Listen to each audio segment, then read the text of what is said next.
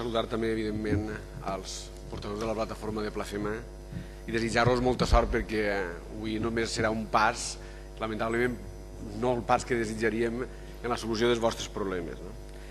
Ara, en aquests moments, baix la triple pressió de la caiguda dels ingressos, un model de finançament injust i insuficient i la restrictiva política econòmica que imposen els poders financers, vostès, el govern del Partit Popular, ha optat per un únic remei, que és el remei de l'estisora. El que ha passat amb les societats musicals i amb els centres de música autoritzats no és més que un capítol d'aquesta lamentable història. El grup popular, molt al nostre pesar, perquè sincerament estem d'acord en molts dels punts que vostès tracten, votarà en contra de les dues proposicions no de llei. Que se suban les subvencions. Vale, jo també vull. Jo, alcaldessa, vull que s'apugen totes les subvencions. Però això no és serio. Lo serio és dir, anem a veure, molt bé, estem d'acord, treballem sobre l'exercici 2012, el que comença dins de 2 o 3 mesos. Fem un mapa educatiu, mirem els recursos que tenim. Anem a veure, la primera, la major, no es tracta d'augmentar les subvencions, sinó de no rebaixar-les. De no rebaixar-les. En el 2010 eren 5,1 milions i ara són... No baixa el to. No baixa el to. I ara són 2,1. Per tant, no diga vostè que així el que venim a demanar que s'incrementen les subvencions, sinó que el que estem demanant és que no es rebaixen, per a començar. Aquesta és la primera. La segona, parlar del model. Jo no vaig entrar amb vostè ara sí en qüestions terminològiques, si mapa educatiu o mapa de titulacions, perquè vostè i jo sabem que estem parlant de lo mateix. De lo mateix. De lo mateix.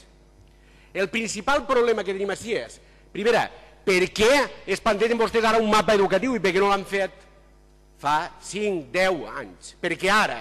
Ara per què? Des de quan estan governant vostès? Des de quan estan gestionant tot això?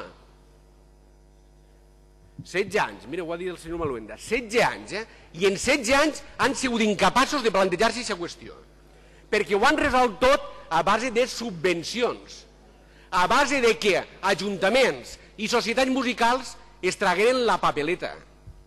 És a dir, resolgueren el problema que vostès tenen obligació, que és d'oferir un ensenyament musical adequat públic i de qualitat. I com ho han fet, hem anat donant subvencions. I el que es planteja ara, quan venen i vostès venen en l'estisora, és que han generat un problema molt gros. Perquè ara què fan aquestes persones? Què fan les persones? Vostè diu, no sé el que dirà el Conservatori de Torrent, però el cert és que hi ha gent que en aquests moments no es pot matricular al Conservatori per retall. Els ajuntaments estan obligats a incrementar els preus de les matrícules de forma espectacular per a poder mantenir els serveis. I està generant un problema molt gros per a les societats musicals. Què van a fer ara amb això? Perquè aquest problema no ha caigut del cel. Ve que tenien 5,4 milions i ara en tenen 2,1. Què fem en això? Diga, què van a fer en això? No em vinga així a contar que van a fer un mapa educatiu en el que, per cert, no parlen per a res de recursos ni de diners. Com van a finançar l'ensenyament musical valencià d'ara en el futur? Això és el que tenen que plantejar i explicar-ho així. Si és que realment volen tant la música com diuen que la volen, perquè així tots som músics i tots volem la música i m'ho agrada l'òpera i m'ho agrada no sé què, tots traiem pit d'això, però després en la pràctica això m'hi dona igual, així l'important és què és el que vostès van a fer. I per tant, contestem, com van a canviar aquest sistema? S'ha d'acabar radicalment en el sistema de subvencions perquè el sistema de subvencions és pervers, perquè el sistema de subvencions implica que ajuntaments i societats musicals subvencionen realment a la conselleria en les seues funcions.